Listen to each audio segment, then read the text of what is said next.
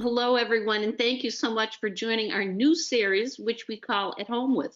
And we expect to have a lot of fun with this series because we're going to catch people candidly in their environment.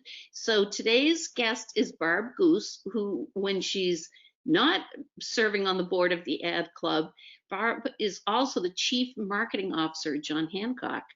And I feel like at this point, Barb, I should be paying you because you're spending so much time with me lately. So the ad club is so appreciative. And before we get started, I just wanted to add one more thing because we have another board member who's very generous to us, Kathy Varney, and Log Me In is sponsoring and has put us on the platform. The platform is GoToMeeting that we do all of this on. So without them, we would not be doing this. So anyway, welcome to At Home With. How are you doing at home? Oh, it is so much fun every day, Kathy. You never know what's going to come, but thanks for having me, and cheers also to Kathy Varney for sponsoring. Yeah. So tell me a little bit. I'd love to ask people about their situation at home. Who are you sort of hunkering down with at your house? Well, here in the South End, it's me and all the boys. I have 3 boys, ages 52 to 15. 52, I love it. And my husband, who often acts like a boy now that we're home, especially, and we do have 2 male dogs as well. So I'm greatly outnumbered, but surviving and doing okay. And what's the food situation like now that you're home? Do you find I feel like all I do is cook and do dishes. And I only have one person at home with me. Do you feel like it's a constant question, like what are we eating? How are we eating? And Yeah, it's a lot of what's for dinner, what's for dinner, and it's not ever I'll make dinner, but I'm lucky because my husband does take the lead for most dinners. Of course, that means I'm on the dishes, and I feel like a restaurant or something because our dishwasher seems to be run like every day, if not multiple times a day. I know. I think there's going to be an issue in the country with how much water we're using, just because between washing our hands and doing our dishes, I think we're depleting. Yeah. It's like the environment's being saved because we're not driving, but yet we're at home causing other problems. Water, right? So, where's your office? What are you doing for a home office? So I keep switching, eventually I'm going to find the ideal, but I started in kind of a bay window and I thought how much fun it would be to look out at the street. And I was constantly distracted. But then I was seeing all the neighbors and their dogs and which dog walkers were still working, even though they weren't supposed to be. And it was all quite fascinating. But what happened was in that environment, my husband was sitting at the other end of the room and a meeting would end and he would, jump in and say, oh, well, that was an interesting meeting. You really should have said, whatever, or that didn't go well. And, so that was no good. You had input on the call. Yeah. Like, I had a son that said to me, I don't ever want to work in corporate America. And I burst out laughing. I said, it's not that bad. He was like, no. My boys would describe my job. They still describe it, even though they're a little bit older. They said, all you do is talk. They said, I never see you doing actual work. It's just either talk in one-on-one, you might talk with a little bit bigger group, you talk in larger groups. Like, that's hysterical. Yeah. And so have the dogs jumped in on a meeting yet? You have big dogs too, right? Yeah. So I have one that's 40 pounds, a little over that, is well behaved. The little one that's a little smaller, but the younger one, yeah, will go crazy at a doorbell, at another dog barking, at pretty much anything. If dogs were barking in someone else's house on the screen, they would bark. So recently I've relocated. I'm in a downstairs unit, which is supposed to be our Airbnb unit. So instead of making money on the unit, I'm, using it as an office. It's private and it's a lot more quiet. That's great. So from a John Hancock perspective, what do you see for going back to work? Are you talking about it? Is it way far off at this point? Or is it like phasing people in? So we talk about it a lot, and in fact, it has its own acronym now, RTO, Return to the Office. Uh, But we don't have any definitive plans to be back in the office. We had talked about possibly August and a 25% rotating group, and you know what, we weren't ready to commit to that. We're just looking out for people's safety, and we are working well from home, so we kind of realized no rush to be back in the office. So we're talking about it and hoping to give employees some good notice before there would be an expectation of some people coming back in. yeah, interesting. How many employees? So I'm just trying to think of what it's like. I'm working virtually with our ad club team of 8. So I'm trying to picture what it's like working virtually with how many employees are you managing from home? So I have 130 employees in my team, and it crosses a whole bunch of different capabilities: comms, events, analytics. So it's a big, diverse group. But overall, there are 6,000 people in the U.S. market, and we have broadcast calls that many people actually dial into. So the technology is like a gift. It's just a miracle. It didn't, we thought we had problems in the office. We were worried about coming home, but it really, a lot of the problems were ironed out very early on. Yeah, can you imagine if we couldn't do this? I know. Although I had my first dream the other night on a call like this, and I said, "Oh my God, technology has snuck into my dreams. That's really bad." That's um, really, yeah. it's sad, I know. So obviously, we started this in the pandemic, and then we had a historic moment with the George Floyd death. Um, and that set in motion a whole other level of anxiety for people, fear for people, emotions, just when we were coming off of everyone feeling like the pandemic was going to get us all, we layered on this. So I'm curious, at a company as big as John Hancock, how do you, and specifically you as a leader, how do you reach out to people and give them a platform to sort of vent and discuss and feel like they're not disconnected from their coworkers and that something's going to happen? So we've really been talking about it a lot. Right away, our leader, Marianne Harrison, our CEO locally, she came out and talked about it. It was literally like 2 days later, and we had a town hall, and she opened the town hall by talking about it and by saying, everyone is shocked and surprised, and we need to listen. Ultimately, we need to act. But in the beginning, it was about listening and being educated. And she organized, with kind of the team's help, a session just the next week with the YW locally. And we were already in a groove with them. We were already doing a number of things about talking about social identities and the importance of working with people with different backgrounds. So I think that was a good head start, and it had laid the foundation. And then we had a session where, we talked about things and we had hard conversations. We also gave various employee resource group leaders the opportunity to talk to everyone and share their perspective. And in some ways I thought, oh, wow, this is really putting people on the spot. But people were grateful to be able to share their vantage point. So I think that helped people to, in hearing them out. People want to do the right thing. They're asking for help to do the right thing, what to say. And so we're having good conversations, and now kind of shifting into how do we act? What do we do so that we can show we care as much as we really do? That was my next question on my list was, so now how do you put your money where your mouth is? And I'm sure you're in the same place. Everyone wants to do the right thing. And especially a company like John Hancock, well, you also have Canada as part of your company, but you also have people all over the country in all different divisions and all different nationalities. And so do you find sometimes employees to kind of take it on their own too and say, I want to do this and I'm going to do this? Do they come forward? Employees do. I'm grateful that we have the kind of environment that people feel like they can bring forward ideas. So, I'm getting ideas, and as I get them, I'm surfacing those ideas.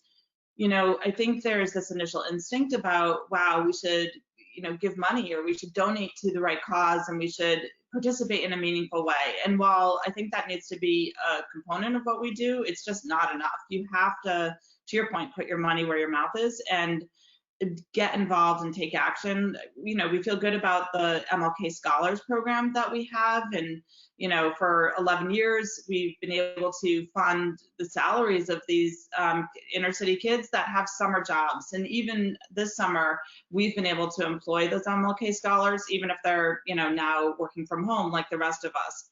But we are looking at our existing community, relations and where we participate, and figuring out how we can do more. And I think it's a balance of local versus national. To your point, both need to be looked at, and Oh, I think we stand how we stand. great. So I'll stay on that topic for a little bit, but switch it over more to marketing. So in this kind of a scenario, both with COVID and then again with the Floyd death, do you then look at your media plan and say, okay, how do we adjust this? How do we look at new opportunities? How do we say what we're doing isn't working for this moment in time? And how do you adjust sales from a media standpoint and marketing standpoint, messaging and media? So I think we've become more nimble than we've ever been, and I think that's because we had to. So, certainly for our owned properties and even paid search, like when we first had COVID, you couldn't be tone deaf. You had to understand what was happening, incorporate how people were feeling, and represent a very different point of view. So we had done that, and then as we came into this situation, and so many people were talking about and participating, about the racial issues that are surfacing bigger than I can ever remember before. We absolutely wanted to make sure our communications, both again our owned properties as well as our external expression, was going to match the tone. And so we pulled back on a big brand campaign. I remember that you were about to launch something, right? Yeah. Yeah, we were. It's like it was like all tied up with the bow and everything. And Right. it's amazing how one day you can be so convinced that something is the right answer. I mean, we went to research, it was spot on. And then overnight things change, and you're horrified that you could have put that into market. Isn't that fascinating? I had the same conversation with Aetna about that, and David Edelman said that they were on the verge of doing a whole group of things, and they just slammed the brakes on and said, "Okay, we have to stop." And he said nimbleness has become more of a core value for their teams. So how do you then continue? How do you find that? How do you bottle that nimbleness and move forward with it so that even 2 years from now, you still have teams that can be more nimble? And one of the things he talked about too was just, he said, David Edelman said, even their approval process was holding them back. So it's interesting. How do you now build that into your best practice, being nimble? In some ways, I feel like, you do want to bottle it, because we have figured out, a way to keep content consistent and on message for whatever that message needs to be at the time. And the approval process actually is for us, has streamlined, because we had to identify people that could approve things quickly. And so I do think you want to leverage that over time. It may shift a bit, but that's great if you can keep doing that, because I think it enables you to continue to put more relevant content into market. And I think the doing business differently is a big thing too. Like this summer, we're doing some production for some work we intend to put into market, hopefully in the fall. And the way we're doing it, the way the team operates, the way production happens, it's not big production on site. but yet we can still do really great work. And so what we talk about is almost like, how do we retain the benefits of that world and then go back and reclaim a little bit of what we feel we've missed. But I don't think we'll ever go all the way back to the way things were. I just don't. I think when you see that work can be done in 3 weeks, why would you say 3 months is okay? Which is going to affect ad agencies. I do think it will. And at the same time, I think they are going through that same realization. I was on a call through the Wall Street Journal not too long ago. Jeff Goodby was on it, and he said, he would have never guessed that he could have had work, created by taking, images and screenshots. And he said, but look you don't have to get on a plane and travel. You don't have to, all this kind of sunk cost time is gone, and you can be using that time to talk to clients and therefore producing better work. So I think the agencies that'll win will, adapt that attitude. Yeah, absolutely agreed. And I talked to a lot of the agencies, and I feel they're already on that path. And I think they prefer it. I think they prefer being nimble. It saves everyone money too, because the hourly costs that drive everything up. Talk to me a little bit about, just on a personal level. So shake John Hancock out of your head and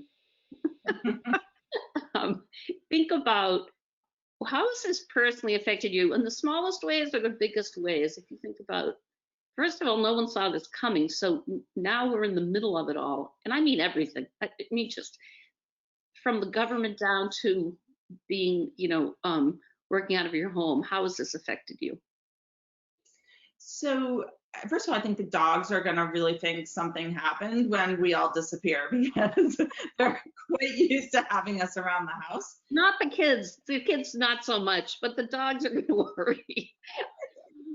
With the kids, I think it's the extremes. I feel so lucky, like with my oldest son, to have had this extra time with him. He's headed off to college in the fall. I do expect that he'll be on campus, and so we go for walks. He's just around more because he's pretty much living just in his room. But we've had that extra time, and I feel like that's been a gift. At the same time, I feel like it's been the situation where, like, I feel like I'm in 9th grade again. There's homework to do. I'm downstairs. I'm getting notes from the teachers. I have to run back up and be like, why didn't you do this assignment? Or now we have to write this history paper. And there's this burden that I feel as a mom, and I don't mean it as a negative thing, because I really want to be there with my kids, but I have a job and I have to do my job. So it's been hard for me, which makes me realize the moms with young kids, I don't know how they've done it at all, because they really have to be there. The homeschooling, the kids need their attention. And so I feel like if I've been pulled, that, then they really have. So it's tough. And I think, the last thing I'd add, Kathy, is, and maybe you would feel the same way, because I think we're both social people and we get energy from other people. It's isolating, and you're just home, and it's like you love your family, but like you never spent this much time with your family, and those are the only people you talk to. So for the most, the Zooms and this connection, that connection certainly had its role, and I think were helpful. But at the end of the day, I think it's lonely. So that's been hard. And I would say too that the team, like for instance, the team at the Ad Club, there aren't many of us, but we will come out of this as a team that experienced this together, and I believe much stronger than a team that didn't experience this together. I mean, it's been pretty. Yeah. We're making it. This is an historic moment, what we're going through, and I try and keep an eye on that, because it will be life altering. And I feel like the team members, and I'm sure it's like this for you guys, everything about each other, like all the time, because it's almost like we have this group chat. My team calls my team the BLT, which is Barb's leadership team, not sandwich. And everyone writes in just leaving for a quick exercise, going to the bathroom. It's like, it's like, everything about everyone's, what they look like, every day, what their house looks like, some people are in their bedrooms. I feel like this is weird. I know what your bedroom looks like. So, I don't know, like, but like, then what's the weirdest one that has happened on a Zoom call? Anything funny? Oh my God, we have had so many. Well, even I would say there's been so many, but even this morning, I was trying to be on my leadership team call. It's Marianne's call. I was all in, and my husband walked in and he's like giving me things, and I didn't want what he was giving me. Like it was like his vitamins. I was like, make it go away. But so I was on mute and I was saying to him, I don't want that. Like, take it, whatever.